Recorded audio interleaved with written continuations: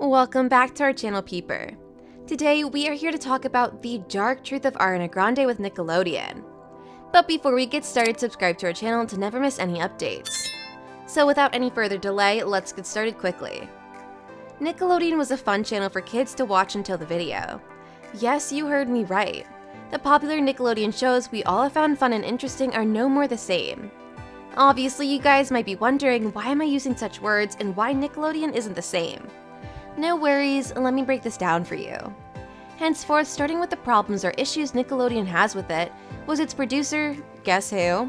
None other than Ariana Grande's mentor, Dan Schneider. Well, that's another point that the guy holds no respect in Ariana's mind until the picture was clear.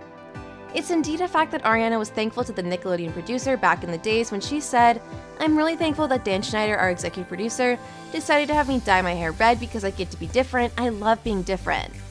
Well, that is a different story altogether. Ariana initially didn't know about the intentions of Dan until she herself experienced it with all her eyes. Alright, so what is it? Ariana Grande was living in the dark world of Nickelodeon. By that, I mean things were not being functioned the way they should be in children's shows. All of the teen cast, including Ariana, were made to perform weird and creepy stuff they didn't know what they really meant until they turned adults. To be precise, Dan had no clear intentions for any of the cast members of his show, Victorious, Sam and Cat, and iCarly.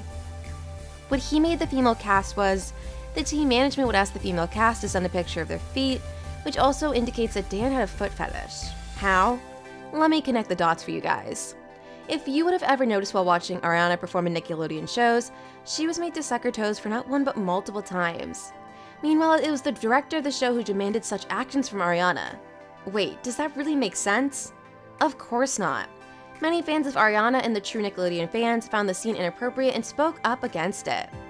Talking about Daniel James Dan Schneider, he's an American songwriter, actor, screenwriter, and film and television producer. To be precise, he and Ariana Grande were really good friends initially. Dan has created 3 shows starring Ariana. On top of that are Victorious, Sam and Cat, and iCarly. He was born and raised in Memphis, Tennessee to his parents Harry and Carol Schneider.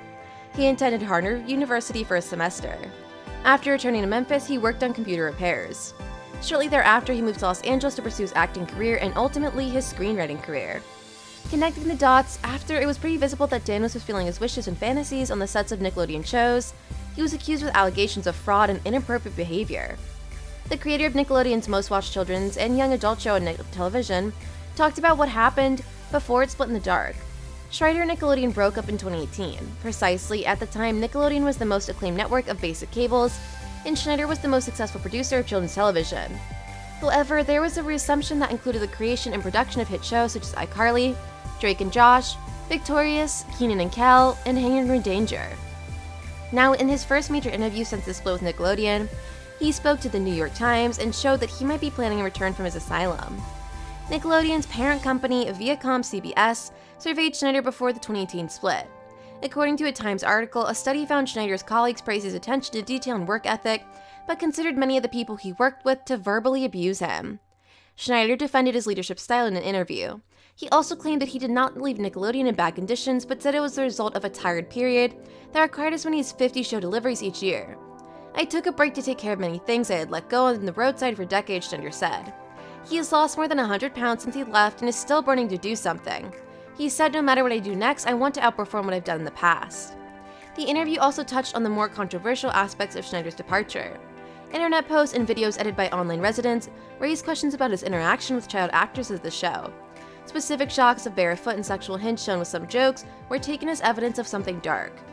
Schneider told The Times that the post was ridiculous and lamented how social media amplified every lie. He denied any attempt to sexualize the young actor. The comedy was completely innocent, he stated. Besides, the Viacom-CBS survey was conducted during the heyday of the #MeToo movement in 2018. The Times story claimed that the investigation did not provide evidence of Schneider's sexual abuse. However, investigations revealed that he could verbally abuse his colleagues and that some of his claims could include anger emails. People interviewed for investigations not identified by the Times also quoted his request for shoulder and neck massages and his practice of sending text messages to child actors during off hours. Schneider did not discuss the details of the Viacom-CBS survey. He said, "If I abused actors of all ages, especially minors, I couldn't, and I couldn't maintain long-term friendships and loyalty from many reputable people. He added that if he was found to be difficult by some people, it was because he has high standards. I am very pleased to defend the creative things I believe in, he stated. Schneider said that online fan interactions are only in a very public way, and I have never interacted with an actor in a way that makes everyone uncomfortable, such as texting. The interview with Schneider took place at the Beverly Hills Hotel for over 3 hours. Schneider hinted at a comeback pilot he wrote on another network and described as ambitious and very different for sale. According to Schneider, the new show will be designed for more adult specters. He also said that he was working on a pilot for his children and their families at the same time. As for Nickelodeon, Schneider said he wasn't malicious and said he wanted the best for everyone involved in iCarly's revival, which is currently airing on the channel. Beverly Hills, California, this year was the biggest children's entertainment night. Some of Nickelodeon's top stars have gathered to honor Dan Schneider, who made them famous. When Schneider prepared to win Nickelodeon's first and only Lifetime Achievement Award, he not only changed everything in their lives but also changed children's television, said Victoria Justice. Schneider was at the summit of his power when he went into the spotlight at the 2014 Kids' Choice Awards, encircled by a herd of teenager stars. As a Nickelodeon writer and showrunner, he enjoyed an exceptional run for 20 years with hits such as All That, The Amanda Show, Drake and Josh, Zoe 101, and Victorious. He helped define the network. Probably his most iconic show was iCarly. But just 4 years later, a man who the New York Times once called Normandia for children's television appeared on the network. In the spring of 2018, he and Nickelodeon sent a joint statement announcing their separation. Almost overnight, Schneider disappeared mostly from the public and returned home with $7 million still owed to his contract. Talking about the other celebrity Nickelodeon star who was affected by the dark side of Nickelodeon was Jennette McCurdy. Despite successfully playing Sam in iCarly, Jennette McCurdy learned that she wasn't all about being famous. At some point, her website biography said she suffered from trauma from her experience. Jennette McCurdy played Sam on iCarly. She played the main character Sam Puckett in iCarly from 2007 to 2012, and Sam and Cat in the 2013 spin-off series. Of course, her fame had advantages, but behind the scenes, the actor faced so many challenges too. According to Newsweek, McCarty's website said that she started as a child actor. I'm sure I was traumatized.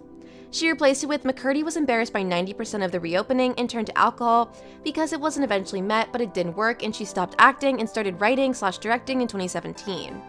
Precisely, McCurdy became such a role model for fans watching iCarly, and she wasn't particularly well matched with her. In a 2019 essay written by McCurdy for the HuffPost, she called it upset because she didn't give fans any role model. She explained that by the time she was 21, she had signed a contract for a spin-off series starring iCarly characters. She also realized that she was a role model for kids. However, it felt cool but actually upset, said McCurdy. She went on to say, my big contribution to society was walking on the overwritten Nickelodeon set screams about fried chicken. My character liked fried chicken, and is that what the kids respected? However, McCurdy's shoutness made her indignant. The resentment became more intense and provided more fuel for my eating disorder. I again began to actively engage in anorexia nervosa behavior, she writes. McCurdy sadly urged fans to find another role model. McCurdy further commented on this issue in her 2014 Reddit post titled, I'm not a role model. A counterintuitive battle for perfection, clearly recognizing my shortcomings, she wrote. McCurdy continued to say that to be considered a true role model, she thinks people need to know people and their behavior both inside and outside. Calling a celebrity a role model is like calling a stranger a role model. Knowledge of celebrities is nothing more than a caricature drawn by a media tastemaker who specializes in selling the images you want to buy. It's nice to have a hero, but you have to find a hero in the right place, she added. They say you shouldn't look for true love in the bar, well, don't look for role models on the screen. She recommended to anyone watching that find role models for people around you, people in your daily life, people who are your friends and family. This was all about it, and on that note, that's all for today's video. Thanks for watching the video. If you enjoyed it, make sure you hit like and subscribe to our channel Peeper. Let us know your thoughts in the comment section.